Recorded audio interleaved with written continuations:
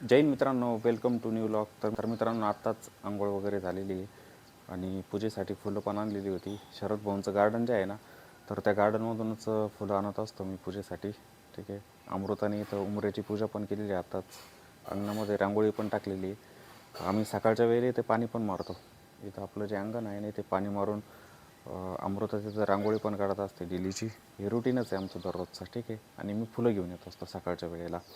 तर अजून नाश्ता वगैरे बाकी. आज काही मार्केट नाही आहे, कारण की आज शनिवारचा दिवस. शनिवार आणि रविवार मार्केट तसं बंदच असतं, त्यामुळे बाकीची ॲक्टिव्हिटी चालते. आता त्या वेळेमध्ये मी काय करेल, काही काम असेल बाकीचं ते पण करून घेणार, आणि व्हिडिओ बनवायचा असेल एखादा तर तो व्हिडिओ पण शूट करून घेईल, आणि संध्याकाळच्या वेळेला मग त्याला एडिट करून घेणार मी. ही उंबऱ्याची पूजा झालेली आहे बघा. अमृताने उंबऱ्याची पूजा पण केलेली आहे आत्ताच. आम्ही सकाळी उठल्यानंतर पहिले हा जो पोर्च होता, हा भाग जिथं तुम्हाला दिसतील बघा, हे झाडं वगैरे पण लावलेली कुंड्यांमध्ये, तर याला धुवून घेतलं पूर्णपणे. पूर्ण एरिया पुढच्या बाजूने पण, इकडे पण, हे सर्व धुवून घेतलं. आणि धुवून घेतल्यानंतर मग पाणी वगैरे मारलं खालच्या बाजूला. तिथं रांगोळी पण काढली अमृताने. समोरच्या बाजूला काही झाडं असतात, तर तिथे पण मी सकाळच्या वेळेला पाणी मारतो, संध्याकाळी पण मारतो पाणी. आणि तिथं बाहेर तुम्हाला दिसेल त्या झाडांजवळ आहे ना, पक्ष्यांसाठी पाणी पण ठेवतो. ठीक आहे. काही कुत्रे येत असतात, त्या कुत्र्यांसाठी पण पाणी ठेवतो. पक्षी पण येतात दुपारच्या वेळेला, तर त्यांच्यासाठी पण पाणी तिथं ठेवलेलं असतं. मग शरद भाऊंकडून ही फुलं पण आणली होती. सकाळच्या वेळेला त्यांचा मुलगा फुले तोडतो ना गार्डनमध्ये, तर मग तो काही फुले मला देत असतो मग पूजेसाठी. आणि चहा पण आलेला आहे, चहा पण घेतो आहे आता.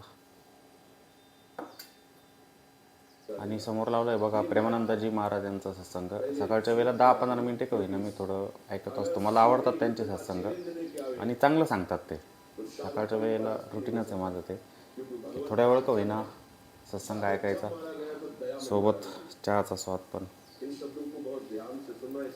आता ऑफिसमध्ये जातो आणि थोडी साफसफाई करतो, कारण की डस्टिंग तर करावीच लागते. हवा चालते ना, खूप हवा चालते, त्यामुळे धूळ पण होत असते, त्यामुळे आम्हाला मेंटेनन्स जास्त करावा लागतो. आता ऑफिसमध्ये गेलो की टेबल वगैरे तिथं डस्टिंग वगैरे करतो. तर मित्रांनो, ऑफिसची साफसफाई पण झाली आणि खाली गेलो, नाश्ता पण करून आलो.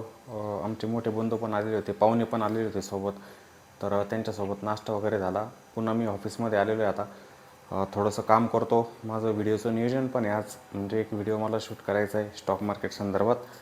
तर तो व्हिडिओ पण मी शूट करेल, आणि त्याचं एडिटिंग शक्यतो दुपारनंतर करेल. करेल.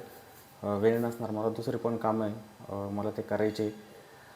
त्यामुळे बघतो. आणि नवीन ॲडमिशन चालू होणार आता. आजचा शेवटचा दिवस, जी करंट बॅच चालू आहे ना शेअर मार्केटची, तर त्यांचा आज शेवटचा दिवस आहे. मला पण खराब वाटतं आहे, कारण की 10 महिन्यांचा कालावधी मी त्यांच्यासोबत घालवलेला आहे. मागे 1 महिना आजारी होतो, त्यामुळे थोडं लेट झालं क्लासला. पुन्हा खराब वाटतं की त्यांच्यासोबत एवढा आपण वेळ घालवला.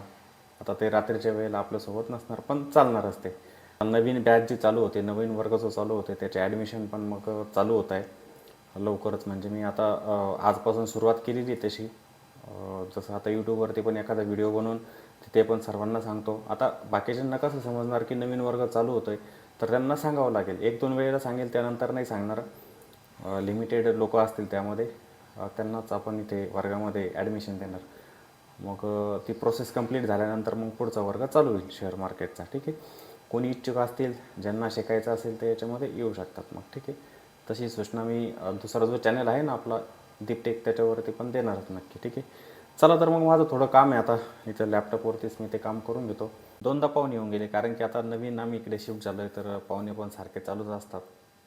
काही कार्यक्रमाला नव्हते ते येत आहे, भेटी देता येतं, तर पाहुणे आलेले होते, पाहुणे येऊन गेले. मग मी पुन्हा ऑफिसमध्ये आलो, आणि मला एक थंबनेल बनवायचं होतं. ते थंबनेल बनवलं, आणि तेवढ्यात लाईट पण गेली. आता जातो खाली. ठीक आहे. तिथं पक्ष्यांना पाणी वगैरे ठेवतो. पाणी पण संपून जात असतं उन्हाळ्यामध्ये. कसं खूप पक्षी येतात, आमचे समोर जी झाडं आहेत ना, तिथं खूप पक्षी येतात, पाणी पितात तिथं. इथे मी पाणी भरून ठेवत असतो. सार्थक पण आहे, सार्थक किंवा आदू. पाणी संपलं की इथं पाणी भरून ठेवतात. काही रोपटी लावलेली आहे इथं, गवती चहाचं लावलेलं आहे, कुंडीमध्येच लावलेलं आहे. तसं बघायला गेलं तरी खाली लावायला पाहिजे. आता या बाजूची जागा आहे ना, हिला साफ करतो आहे मी आता. 2-4 दिवसात साफ करून घेतो. इथे मागे थोडा आजारी होतो, त्यामुळे मी लक्ष दिलं नाही एवढं. तर ह्या साईडने मग विटा उरलेल्या आहेत, तर त्या विटा पण इथे लावायच्या आहे आता. आणि इथे काळी माती टाकून इथे झाडे लावतो. पुढच्या बाजूला पण हा जो रस्ता एंड होतो आहे ना, तर तिथे पण थोडंसं कंपाऊंड करून तिथं पण झाडी लावायची आता, कारण की झाडांची गरज आहे. घराच्या आजूबाजूला जर झाडं असली ना तर छान वाटतं. जसं हे जास्वंदीचं झाड याला पण खाली लावायचं आहे, पण थोडा पाऊस चालू झाला की मग लावतो. ते गाई वगैरे येत असतात ना, खाऊन टाकतात मग ते. आणि या साईडला पण थोडंसं विटा लावायचेच आहे. इकडे पारिजातकाचं झाड आहे, मस्त आलेलं आहे ते पण. आम्ही पाणी वगैरे देत असतो, सकाळ संध्याकाळ पाणी देतो, त्यामुळे झाडं पण छान येतं इथं. बेंच पण येते, बेंचवरच मी बसलेलो असतो आणि गारवा आहे मस्त, छान सावली पडते त्या झाडाची इथं. शक्यतो आपण झाडं लावण्याचा प्रयत्न केला पाहिजे. ठीक आहे की घराच्या एकदम जवळ नाही लावू शकत, मुळ्या जातात, पण आजूबाजूला थोडंसं दूर आपण झाडं नक्की लावली पाहिजे. त्याचा फायदा होत असतो. आजूबाजूचं वातावरण जे असतं ना ते पण चांगलं राहतं, सावली मिळते. ठीक आहे, नाहीतर आजकाल वृक्षतोड खूप होते, झाडं तोडली जातात, त्याचा परिणाम वातावरणावरती जास्त होतो आहे. आता आपण बघतोय ना की 42 डिग्री टेम्परेचर होतं एवढं. हे कशामुळे होतं आहे? की प्रदूषण वाढत चाललेलं आहे आणि झाडांची कमतरता, वृक्षतोड जास्त प्रमाणात होते, जंगलं तोडली जात आहे, त्यामुळे वातावरण पण खराब होतं आहे आपलं. तर झाडं नक्की लावली पाहिजे आपण. आता मी पावसाळ्यात तर अजून झाडं लावणार इथं. म्हणजे कसं, आता उन्हाळ्यामध्ये लावले की ते जळून जात आहे, पावसाळ्यामध्ये छान येतील मग झाडं इथं. तर वेळ झाली आहे आता जेवणाची. तर जेवणामध्ये बघा, दही, ज्वारीची भाकरी, शेवयाच्या शेंगा आणि सलाद, काकडी आणि पीठ पण आहे सोबत. तर थोडं आजारी पडल्यापासून जेवणाकडे खास करून मी लक्ष देतो आहे. तर त्यामुळे जेवणामध्ये तर दही तर असतंच दुपारच्या वेळेला. दही घेत असतो, त्यानंतर ताक पण घेत असतो, तुपाचा पण समावेश केलेला आहे जेवणामध्ये. ज्वारीची भाकरी पचनास हलकी असते, तर मी ज्वारी पण आणली आणि अधूनमधून आम्ही आता ज्वारीच्या भाकरी पण बनवतो. तर आता करतो जेवण. तर संध्याकाळचे आता 5 वाजता आहे आणि वातावरण पण बघा, आभाळ आलेलं आहे. मी तुम्हाला वातावरण दाखवतो इथं. त्या दिवशी पाऊस पण झालेला होता, एखाद्या वेळेला आज पण होऊ शकतो. वातावरण तसं तयार झालं आहे. हे बघा, आभाळ आलेलं आहे पूर्ण. विजा पण चमकत होत्या थोड्या वेळापूर्वी. पाऊस येऊ शकतो मग. तर प्रियंका पण आलेली होती इकडे, चहा पिते. ट्युशन संपली होती आणि ट्युशन संपल्यानंतर ती इकडेच आलेली होती. तिकडे आमचा चहा बनतो आहे सेपरेट, म्हणजे साखर त्याच्यामध्ये कमी असते. तर आता चहा वगैरे घेतो आणि चहा वगैरे घेतल्यानंतर मग प्रियंकाला सोडवायला जायचं आहे घरी. तिला म्हटलं होतं थांब आजच्या दिवशी इथेच मुक्काम कर, पण ती नाही म्हटली.